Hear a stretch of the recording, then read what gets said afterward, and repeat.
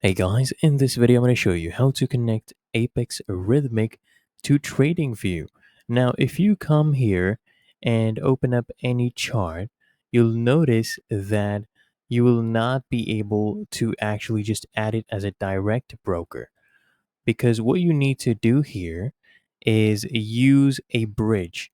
For example, pick my trade. This one is a Rhythmic API compatible. You can get a free trial as well, no credit card required. And essentially, what will happen is you'll connect your Rhythmic trading account, either live or demo, to this right here.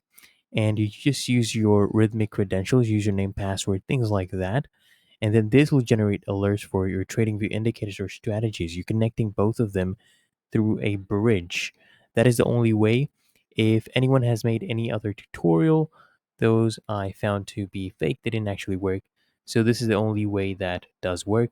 If you appreciate the honesty, make sure you smash that like button and subscribe to the channel. Really helps me out as well.